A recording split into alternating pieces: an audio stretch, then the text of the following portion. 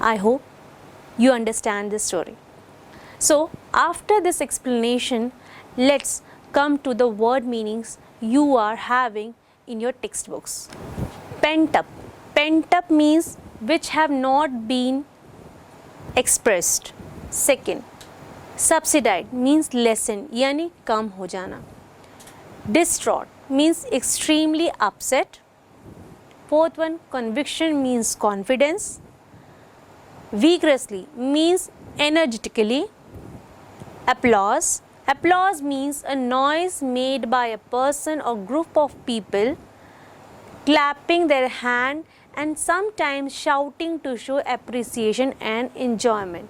It means होता है कि एक ऐसी आवाज़ चीयर करते हुए किसी का नाम कॉल करना या उनको बुलाना और साथ में उसके ताली बजाना, उनको अप्रिशिएट करते हुए, क्योंकि उन्होंने बहुत अच्छा क्या किया था, प्रदर्शन किया था, बहुत अच्छा काम किया था. प्रिस्क्राइब्ड. प्रिस्क्राइब्ड का मीनिंग होता है सेट अप्रूव, जो पहले से बताया गया है. Okay. Query means question. So this is all about the word meanings. Let get towards few questions which can come in your question paper from this lesson. Okay, now first question, how did Tarun release his pent up emotions? So as I told you कि वो क्या करते थे, he used to run like anything and no one was there to stop him. ठीक है, तो वो उस गार्डन के बहुत चक्कर लगाते थे, जितना जब तक वो खुद को एग्जॉस्ट नहीं कर लेते थे तब तक वो उस पार्क के चक्कर लगाते थे. And in this way he used to release his pent up emotions. Right now, whom did Tarun happen to meet in his state of depression? इसका मतलब ये होता है कि तरुण जब स्टेट ऑफ डिप्रेशन में थे तब वो किससे मिले. ये स्टेट ऑफ डिप्रेशन कब था? when he failed in his terminal exams and his father got angry on him and his friend made up his fun. ठीक है, उस समय क्या हुआ, वो डिप्रेशन में थे. at that time he met Mr. Ram Narayan. who was Mr. Ram Narayan? Mr Ram Narayan जो थे वो ओलंपिक मेडल विनर थे, Olympic medal winner in 1960. And as well उन्होंने क्या कहा, उन्होंने कैसे कंसोल किया, उन्होंने कहा कि each and every person have ups and downs in his life but the thing is the person must never give up. क्या करना चाहिए, किसी को भी हार माननी नहीं चाहिए. इन दिस वे क्या किया, दैट पर्सन मतलब mister Ram Narayan console Tarun. Now third question, when did Tarun fear change into confidence? When Tarun saw her mother at stadium, at that time the fear is changed into confidence. उस समय क्या हुआ, जो उनका fear था वो किस में change हो गया था, confidence में change हो गया था. Next question, what would have been the reaction of Tarun's father after the race? Of course, Tarun's father was so happy when he found कि उनका बेटा इतना capable है. So this was the reaction. And तरुण के father का कैसा reaction था, तो तरुण father was so glad by seeing his son that he is so good in running and he can be a good athlete in future. Okay, so now there are some idioms or phrases in this lesson. Let's check it out, their meanings. First one is black sheep. As I told you, black sheep, a person who is considered useless by the family. The second one is ups and downs. So ups and downs means success and failures, right? All the best, wish you good luck. It means wish you good luck. Okay, the next one is ray of hope. That is new possibilities and new opportunities. Now, after the explanation of the chapter, the race, the word meanings and the question answer, let's practice some comprehensions and grammar. So starting from the comprehension part of your book, which is given in your book, the thing which we are going to learn and understand, all the exercises we are going to practice is on your screen. So first we will go through the comprehension part of your textbook. The first question given here is arrange these utterances from the lesson in their correct sequences. It means जो utterances यानी बोली दी गई है या कही हुई बातें दी गई है उसको सही सीक्वेंस में लगाना है कि कब ये बोली गई थी, और क्योंकि ये अभी जो आपके क्वेश्चन सामने दिया हुआ है ये अभी जो है ये प्रॉपर फॉर्मेट में नहीं है या हम कह सकते हैं सीक्वेंस में नहीं है. We have to arrange it. So first I will read the question as it is and then I will give you the answer. So starting from the first utterance is I will give you your participation card. Now the second utterance, I have failed in 2 subjects. The third one is that is no big deal, I will serve. Fourth one is I will meet you here after 5 days. Fifth utterance, the training school is very expensive, sir. The fifth utterance, you are one of the best runner I have ever seen. Sixth utterance given in your screen is if you win the race on Children's Day, I will train you. The next utterance, all you need to do is keep that passion burning in you and never give up. Have you joined some training school? The next utterance given in your screen is I can train you but on one condition. The another one is I see a good future in you. And the last one is what condition. Now see, these are the utterances which is according to the question. Right now we have to arrange the question as per the lesson कि lesson में जिस तरीके से ये बातें बोली गई थी हमें उस तरीके से उसको क्या करना है, अरेंज करना है. तो फर्स्ट इसमें जो अटरेंस आएगा उसमें जो अरुण है वो राम नारायण सर कहते हैं कि I have failed in 2 subjects. So this is the answer I am giving you. The first utterance is I have failed in 2 subjects. मैं 2 सब्जेक्ट में फेल हो गया हूँ. Right. The second utterance is You are one of the best runner I have ever seen. तुम एक best runner हो अभी तक के जो मैंने अपनी लाइफ में देखा है. थर्ड utterance ये कहता है कि I see a good future in you. Again Ram Narayan sir का ही ये कमेंट है कि जब वो उनकी तारीफ करते हैं when he appreciate Tarun at that time he says कि I see a good future in you. Right. Now fourth statement, all you need to do is keep that passion burning in you and never give up.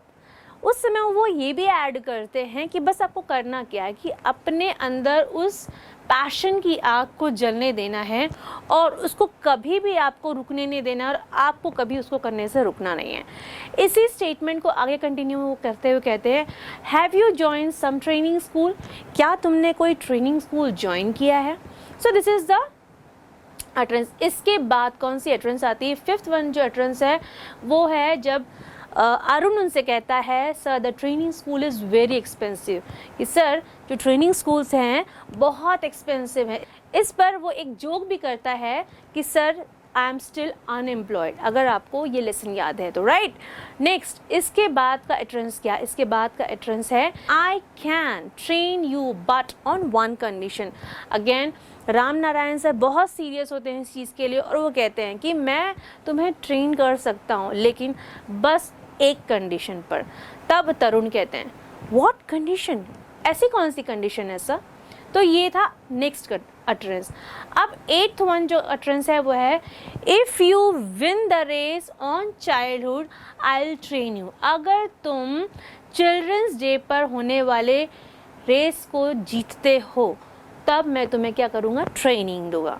And इसके बाद का utterance क्या है कि that is no big deal, I will sir. तो यहाँ पे जो तरुण हैं वो राम नारायण सर को एश्योर करते हैं कि ये बहुत बड़ी बात नहीं है सर, मैं बिल्कुल ये चीज़ करके दिखाऊंगा। फिर नेक्स्ट स्टेटमेंट या नेक्स्ट अट्रेंस आता है कि I will meet you after 5 days, मैं तुमको यहीं पर 5 दिन बाद मिलूँगा। और सबसे लास्ट अट्रेंस है I will give you your participation card, कि मैं तुमको तुम्हारा पार्टिसिपेशन कार्ड हैंड ओवर करूँगा। सो this is the first question from the comprehension part. अब इसके बाद आती है डायलॉग राइटिंग की। तो चलिए देखते हैं what is the dialogue writing in your text book and let's find out the answers for this dialogue writings. Now the second question given on your screen is complete the dialogue with the utterance in question 1 on the previous page। मतलब इसके पहले के page में जो आप question दिया था उसमें जो अटरेंस से उससे रिलेटेड आपको डायलॉग राइटिंग क्या करनी है, कंप्लीट करनी है। ये जो क्वेश्चन है कुछ इस तरीके से it is given in your book, right. Okay, जो क्वेश्चंस आप यहाँ पर स्क्रीन पर देख रहे हैं that is given in your book, it is already given in your book, right. So यहाँ पे क्या करेंगे, हम क्वेश्चन को रीड करेंगे and then we will try to find out the answer of this question. So first Ram Narayan, पहला जो dialogue है वो राम नारायण सर कह रहे हैं कि व्हाट इज़ इट सन। ये तब उस सिचुएशन की बात कर रहे हैं एट द टाइम जब तरुण अपने आप को एग्जॉस्ट कर रहा था, कि जब वो अपने टर्मिनल एग्ज़ाम्स में फ़ेल हो गया था और जब उसके फादर उस पर गुस्सा हुए थे and his friends made fun of him.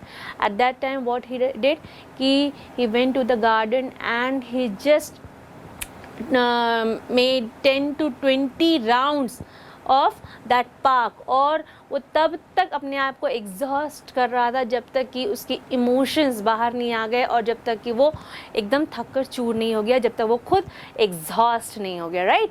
सो यहाँ पे तभी मिस्टर राम नारायण ने उसको ऑब्ज़र्व किया था, फर्स्ट टाइम उसको देखा था और तभी उन्होंने क्वेश्चन पूछा था जब वो बेंच पर बैठे थे, तरुण बेंच पर बैठे थे, साथ में राम नारायण सर उनके पास आए and he asked what is it son, कि ये क्या है बेटा, why are you exhausting yourself. मतलब वो उसकी मन की बात जानना चाह रहे थे कि why are you doing such kind of thing, why are you hurting yourself. इतनी देर से वो उसको दौड़ते हुए देख रहे थे, लगभग हाफ एन आवर से।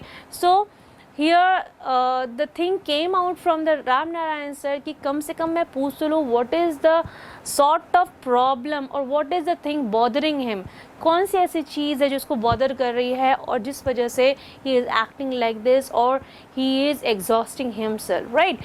so first जो थिंग थी वो थी राम नारायण सर कहते हैं कि what is it son। तरुण वहाँ पे कहता है कि sir I have failed in 2 subjects, it is easy।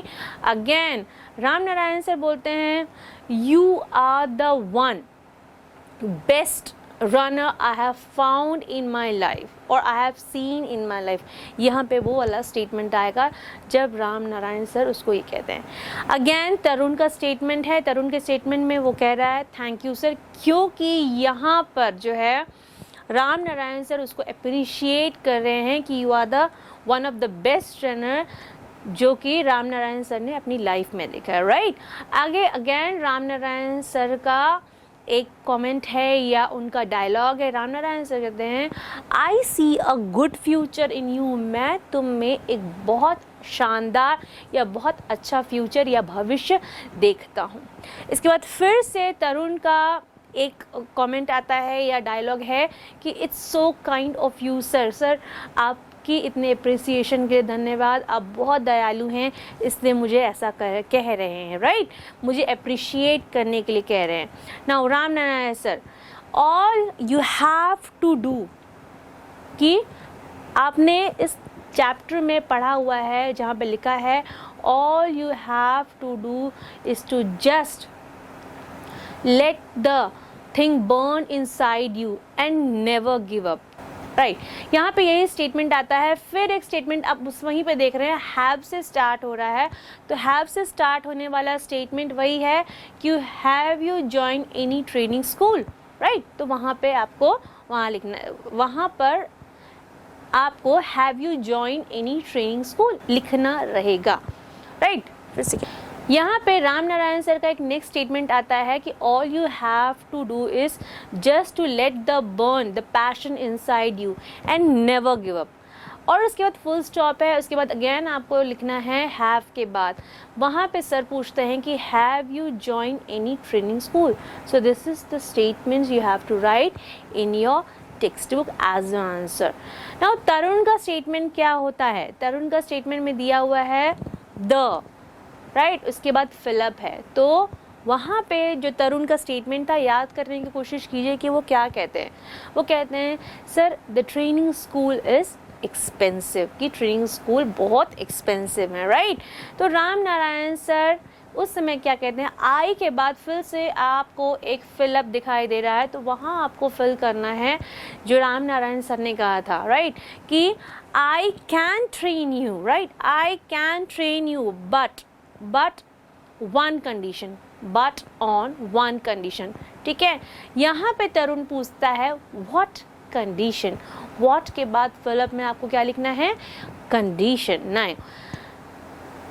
Now Ram Narayan sir का फिर से स्टेटमेंट आ रहा है, उनका फिर से डायलॉग है। वहाँ पे इफ़ के बाद फिलअप वाला पार्ट दिया हुआ है, उसमें आपको लिखना है you have to won the race or you have to win the race which is organized on Children's Day, है ना। if you win the race in Children's Day I will definitely train you। इस समय ये statement यहाँ पे आता है। इसके बाद तरुण बोलता है that is not a big deal sir, I will sir, right। इसके बाद राम नारायण सर का अटेरेंस आता है कि I will meet you here and I will give you your participation card after 5 days, right। So this is about the dialogue writing which is related to the first part of the comprehension. Now coming to the third part of the comprehension, that is complete the grid with the information from the lesson। यहाँ पे आपको इस grid को complete करना है, इस table को complete करना है जो इन्फॉर्मेशन दी गई है उसके अकॉर्डिंग। तो चलिए लेट्स रीड द अटरेंसेस और सेइंग्स और उसके बाद इस क्वेश्चन के आंसर को हम फाइंड आउट करने की कोशिश करते हैं। Let's do it. As you can see on your screen that there is a table given there, right? In the first part the utterances are given. In the second section you can see that who said is written, and the third section it is given that to whom, किसने किससे कहा, right? We will read the utterances one by one and try to find out that who said these utterances to whom. Let's find out. Now from the first utterance we will start. First utterance is your training starts tomorrow. It means कि तुम्हारी training कल से start होगी। तो जैसे कि it is already given in your book कि who said it, so Mr. Ram Narayan said it, and to whom, to Tarun, right? Now the second utterance we will talk about, get up son, get up run, right? तो ये जो utterance था वो तरुण की माँ ने कहा था, और किसे कहा था, तरुण को। तो जो सेकंड कॉलम है हु सेड में तरुण मदर आएगा, टू हुम, टू तरुण आएगा, right. Now the third utterance is you are a real life hero, तुम एक रियल लाइफ हीरो है हो। तो ये जो चीज़ है वो मिस्टर राम नारायण ने कही थी, और किसे कही थी, वो तरुण को कही थी। Again we will follow the fourth utterance. Fourth utterance is come on Tarun run, ये भी कहा था मिस्टर राम नारायण ने, और किसे कहा था, ये कहा था तरुण को, right. I am sorry I lost, this utterance is said by Tarun and to whom, to mister Ram Narayan.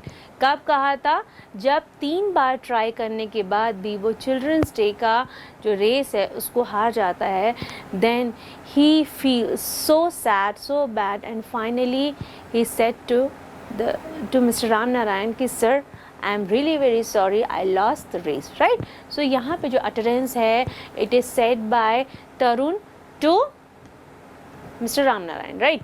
आगे हम नेक्स्ट अटरेंस की तरफ बढ़ते हैं। Next utterance is you are the best so son in the world. तो you are the best sun in the world जो है वो मदर ने अगेन अपने बच्चे के लिए कहा था. सो बच्चा कौन है, सन कौन है, तरुण है, और तरुण की मदर ने तरुण को खुद को कहा था. राइट. नेक्स्ट है व्हाट इज इट सन. ये वही स्टेटमेंट है जो अभी अभी हमने डायलॉग राइटिंग में रीड किया है. इवन कॉम्प्रिहेंशन के फर्स्ट क्वेश्चन में जब अटरेंस को सीक्वेंस में जमाना था तब हमने बात की थी. व्हाट इज इट सन कहा था मिस्टर राम नारायण ने तरुण को.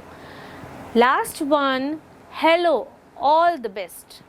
ये जो बात है अगेन मिस्टर राम नारायण ने कही थी और किसे कही थी, सन को कही थी. So in this way we have completed the grid according the information from the lesson. Let's move forward and know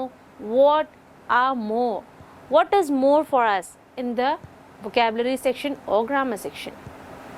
Now coming to the vocabulary section में जो आपको क्वेश्चन विजिबल है आपकी स्क्रीन पर, that is on your screen, is take the correct alternative for the phrases in bold. Read the passage again and use the dictionary if necessary. आपको simple काम करना है कि यहाँ आपको जो सेंटेंस है उसको पढ़ना है और उसमें जो बोल्ड वर्ड्स में लिखा हुआ है या बोल्ड लेटर्स में लिखा हुआ है, डार्क कलर में लिखा हुआ है, उसकी मीनिंग को इन 4 ऑप्शंस में से टिक करना है कि which is the correct one. Right. So let's read. First question is on your screen. First question say, he always thought himself as the black sheep of his family. Meaning of this sentence is कि वो हमेशा खुद को अपनी family का black sheep समझता था. I have already explained the meaning of black sheep. Let's check आपने कितना समझा है और कितना याद रखा है. The options are on your screen. A person who is a meek as a sheep, right? Second one, a person who is unable to adjust, a sheep which is black in color, or a person who is considered useless by the family. तो ये 4 option हैं. इन 4 में से आपको कोई एक option सही चुनना है. तो फर्स्ट ऑप्शन कहता है person who is a meek as a ship, जो कि शिप की तरह दिखता है. एक पर्सन जो कि शिप की तरह दिखता है. दूसरा है एक person who is unable to adjust, जो एडजस्ट नहीं कर सकता. राइट. और तीसरा है कि ship with black in colour. ठीक है. तो एक जो शिप है जिसका जो कि काले कलर का है. राइट. और जो लास्ट आपका ऑप्शन दिया हुआ है, the last option says a person who is considered useless by the family. एक पर्सन जो कि अपनी फैमिली के द्वारा ही यूजलेस कंसीडर किया जाता है. तो as I told you during the explanation part, black sheep का meaning होता है a person who is considered useless by the family. So this is the correct option of the first question. Now coming to the second question. Second question says life is full of ups and downs. Now ups and downs are written in bold here. Okay. And what is the meaning of it? First option given on your screen is give and take. लेना और देना. Second success and failures. ठीक है.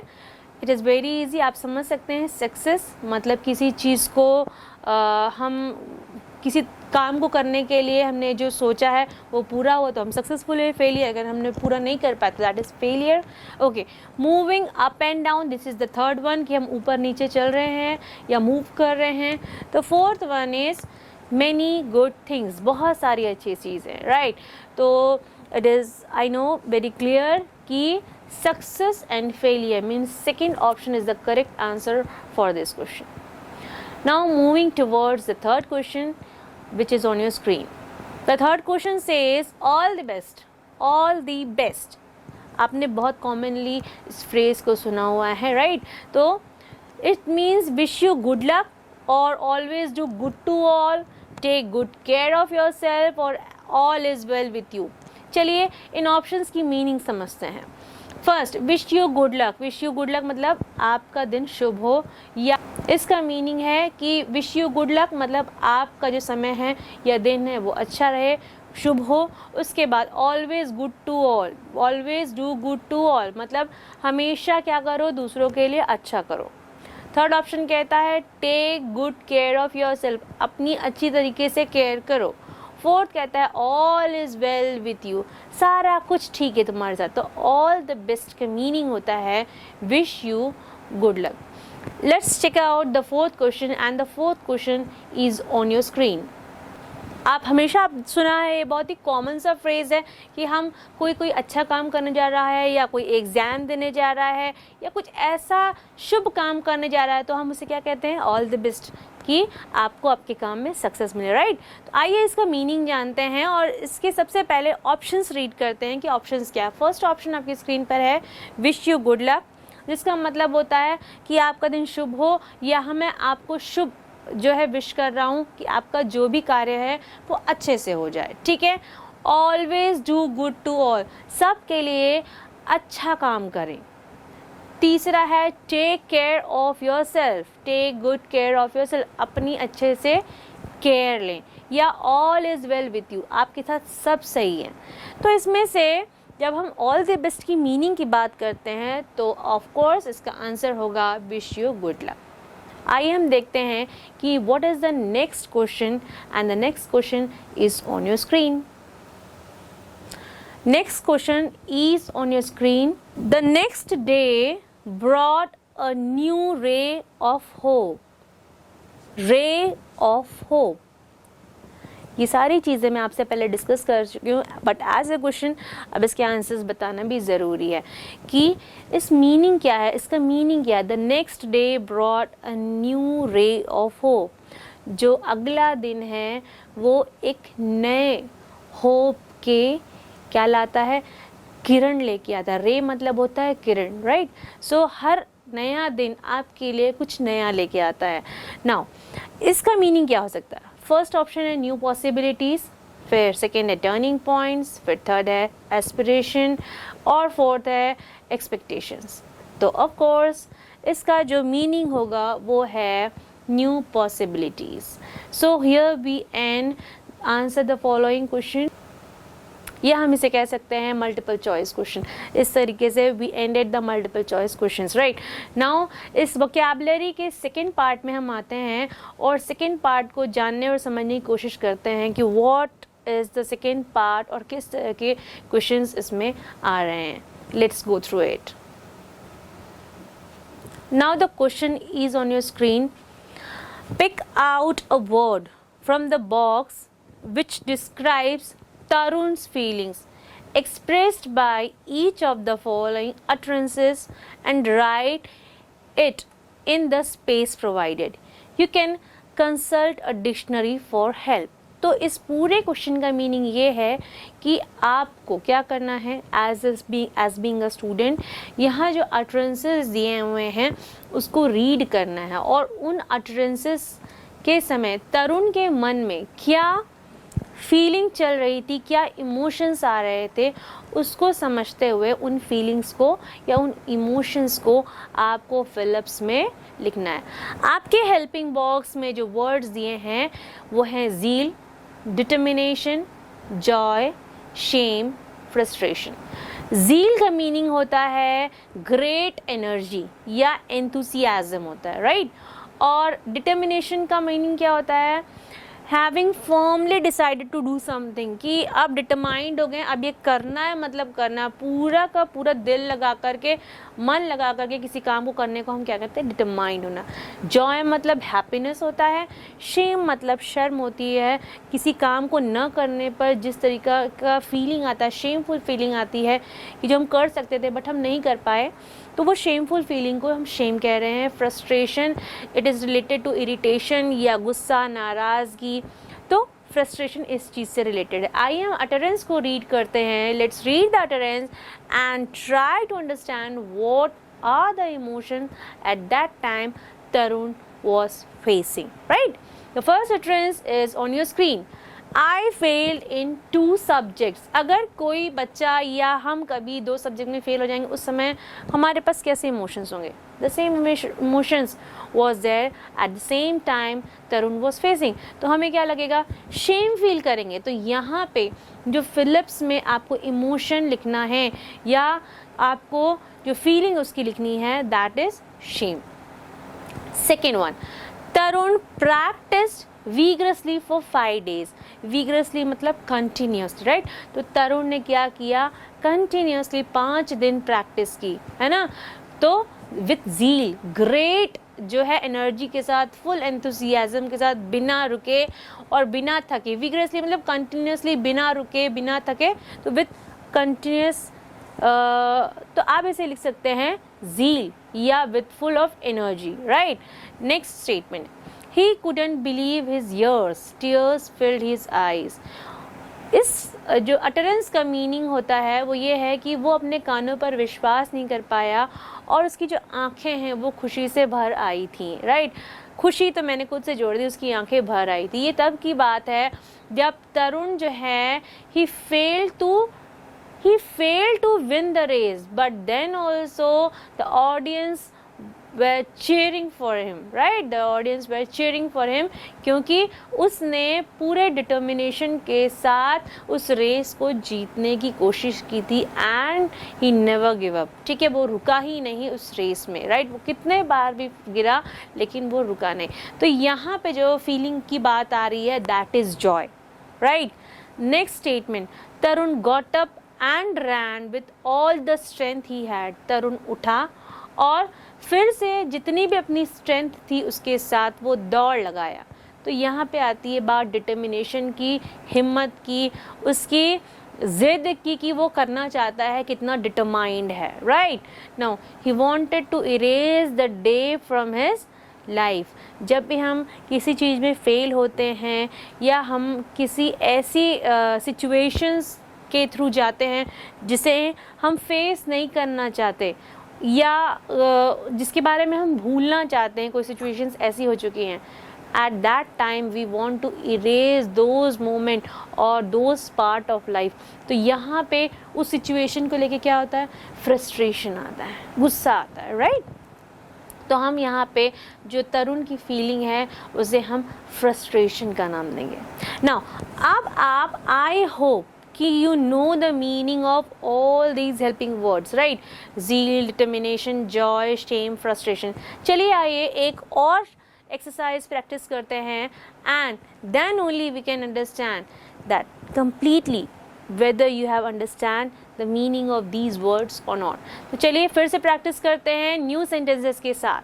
First sentence is on your screen. First sentence, you are going to appear for an interview for the first time. आप जो हैं कह रहा, यहाँ पे जो स्टेटमेंट है वो बस इतना कहना चाह रहा है कि you are going to appear for an interview for the first time. तुम अपने किसी भी इंटरव्यू के लिए फर्स्ट टाइम उसे देना चाह रहे हो. तो यहाँ पे क्या होगा? आप फुल ऑफ एनर्जी रहेंगे. फर्स्ट टाइम कोई भी काम करने के लिए क्या होते हैं? बहुत एक्साइटेड होते हैं, फुल ऑफ एनर्जी होते हैं. तो यहाँ पे जो वर्ड यूज़ होगा वो क्या होगा? Exactly, you are correct. यहाँ पे जो वर्ड यूज़ होगा वो zeal यूज़ होगा, ठीक है? सेकेंड स्टेटमेंट को देखते हैं. सेकेंड स्टेटमेंट है you want to help your friend but your wallet is empty. ठीक है, आप अपने फ्रेंड को उसके बुरे वक्त पर या कभी ऐसे समय जब उसे ज़रूरत है मदद करना चाहते हो, बट आप उस समय फाइंड आउट करते हो कि आपकी वॉलेट खुद खाली है, राइट? तो वहाँ पे आप शेमफुल फील करते हो. तो यहाँ पे जो वर्ड आएगा और जो फीलिंग आएगी that will be shame. Next one, you want to dance after hearing your result. जब भी हम अच्छा कुछ करते हैं, हमारा कुछ अच्छा रिजल्ट आता है, तब हम क्या करते हैं? हम अपनी चीज़ को इंजॉय करते हैं, उसको सेलिब्रेट करना चाहते हैं. एट दैट टाइम हम कैसे होते हैं? हम हैप्पी होते हैं, जॉय वाली फीलिंग आती है हमारे मन में, राइट? तो यहाँ पे जो फीलिंग होगी जॉय की फीलिंग होगी और इस सेंटेंस का आंसर क्या होगा? जॉय होगा. Next, you are appearing for NTSC for the third time.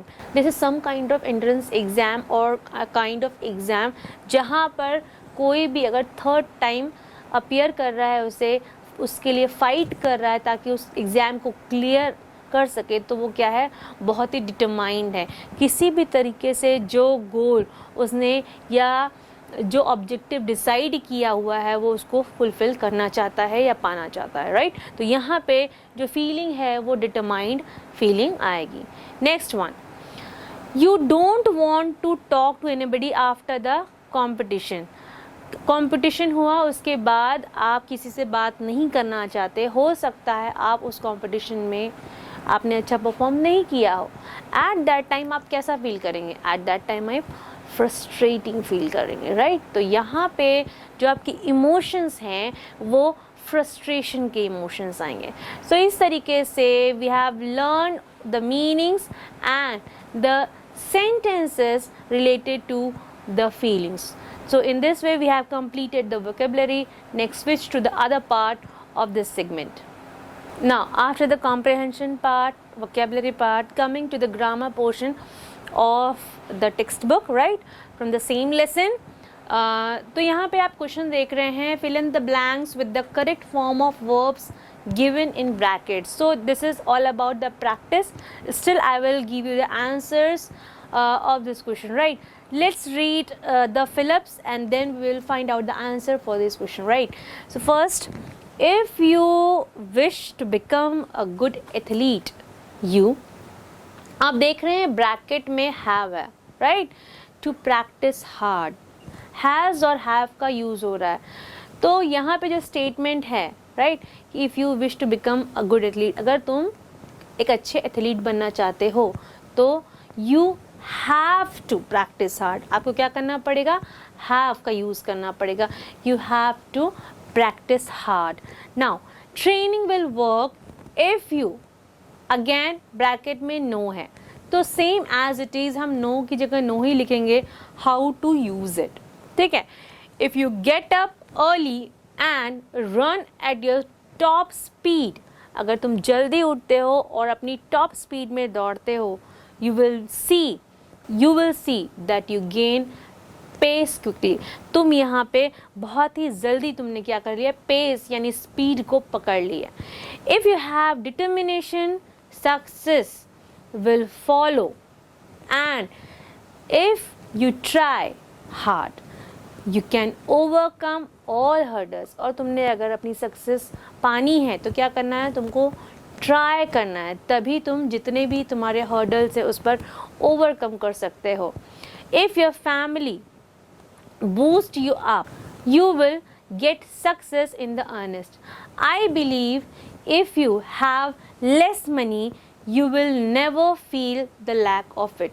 So it's all about the tenses। जब आप टेंस की प्रैक्टिस करेंगे उस समय आपको समझ में आएगा। और सबसे बड़ी बात, when you read the sentence at that time आपको समझ में आता है कि ये जो सेंटेंस चल रहा है ये कौन से टेंस में चल रहा है।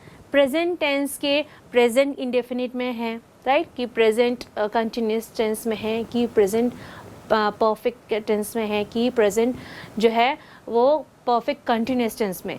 ये रीडिंग के बाद ही पता चलता है और कहाँ क्या यूज़ करना है ये आपको रीडिंग करने के बाद और थ्रू प्रैक्टिस से समझ पाएंगे।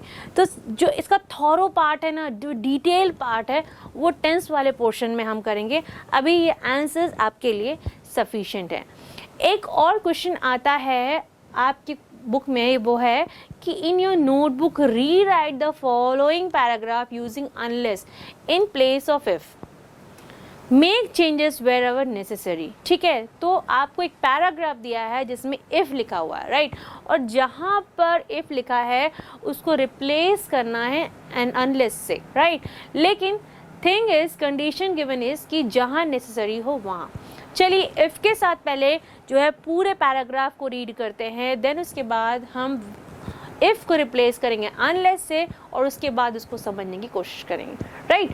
तो पहले इफ़ के साथ रीड करते हैं the sentence as it is given on your screen और हम उसको एज इट इज़ ही रीड करेंगे, राइट। तो सेंटेंस है, if my parents don't give permission the sports teacher won't enrol me. ठीक है, इफ़ का मतलब होता है यदि, यदि मेरे पेरेंट्स मुझे परमिशन नहीं देंगे, मेरे स्पोर्ट्स टीचर मुझे एनरोल नहीं करेंगे या मुझे स्पोर्ट्स में मेरा नाम रजिस्टर नहीं करेंगे, राइट। And if I don't go to school, और यदि मैं स्कूल नहीं गया तो he won't teach me to play football. मतलब जो स्पोर्ट्स टीचर है वो मुझे फुटबॉल खेलना नहीं सिखाएंगे, right. More over my mother says that, और साथ ही जो मेरी माँ है वो कहती हैं, if don't take Radha with me, कि राधा को, if I don't take Radha with me, यदि मैं राधा को अपने साथ नहीं ले गया, she won't allow me to join any sports team, वो मुझे किसी भी स्पोर्ट्स टीम को ज्वाइन करने नहीं देंगे। अब यदि यदि यदि इफ हमने यूज़ किया है, आइए इन सब इफ़ को रिप्लेस करते हैं अनलेस से, और उसको सेंटेंस को हिंदी में समझने की कोशिश करते हैं कि सेंटेंस की मीनिंग क्या है। इफ़ को हम रिप्लेस करेंगे अनलेस से और इस तरीके से रीड करेंगे, unless my parents give permission. Unless मतलब जब तक, है ना, जब तक मेरे पेरेंट्स मुझे परमिशन नहीं देंगे, the sports teacher won't enrol me, मेरे स्पोर्ट्स टीचर मुझे बिल्कुल एनरोल नहीं करेंगे। Unless I go to school, और जब तक मैं स्कूल नहीं जाऊंगा, he won't teach me to play football, वो मुझे फुटबॉल खेलना नहीं सिखा पाएंगे। मोर ओवर मतलब साथ ही, माई मदर सेज, मेरी माँ कहती हैं कि दैट, इफ़ की जगह अगेन अनलेस, जब तक, I take Radha with me, जब तक मैं अपनी बहन को अपने साथ स्कूल नहीं ले जाऊंगा, they will not allow me, और she won't allow me to join the sports team, वो मुझे बिल्कुल ही अलाउ नहीं करेंगी कि स्पोर्ट्स टीम को मैं ज्वाइन करूं। सो इन दिस वे हमने इस आपका ग्रामर पार्ट भी कंप्लीट किया है। आपका एक छोटा सा राइटिंग सेक्शन है, आइए देखते हैं उस राइटिंग सेक्शन में आपके लिए क्या है। Question is given here that Tarun is now 23 years old, right? He has won many medals as the national and international level sports tournaments. उसने कई सारे जो है मेडल्स किसमें, नेशनल और इंटरनेशनल टूर्नामेंट्स में जीते हैं। He is now a pride for his teacher and friends. जो तरुण ने उन सबको प्राउड फील कराया है, वो हमेशा उस पर अब प्राउड फील करते हैं, राइट। अब वो उनके लिए एक गर्व की बात हो गई। तरुण का स्कूल में रहना था जो एक गर्व की बात थी, ठीक है। The school has invited Tarun as a chief guest on children day. यहाँ पे नेक्स्ट लाइन में समझा रहा है कि स्कूल ने जो है अब तरुण को एज अ चीफ गेस्ट बुलाया है किसी फंक्शन के लिए, चिल्ड्रंस डे के लिए, राइट। मतलब Tarun is a pass out student of the same school, right. The principal has given you an incomplete draft of speech, ठीक है। अब क्वेश्चन ये है कि आपके प्रिंसिपल ने आपको एक ड्राफ्ट दिया हुआ है, आपको उस ड्राफ्ट को कंप्लीट करना है and that is his speech. चलिए ट्राई करते हैं और देखते हैं कि आप इसमें क्या लिख सकते हैं, ठीक है। Dear colleague and friends, colleague सहकर्मी, एंड फ्रेंड्स मतलब फ्रेंड्स आप बहुत अच्छे जानते हैं। इट इज़ अ ग्रेट के बाद आपको लिखना है, तो it is a great pleasure to welcome such an inspiring personality as our chief guest. Tarun, who was a student of our school, brought a glory to our school. He showed great courage, hard work and overcome failure and finally selected or reached his goal, हम कह सकते हैं, ठीक है। अब इसकी meaning समझते हैं। जो फिलिप्स में मैंने डाला है उसमें मैंने क्या डाला है, राइट।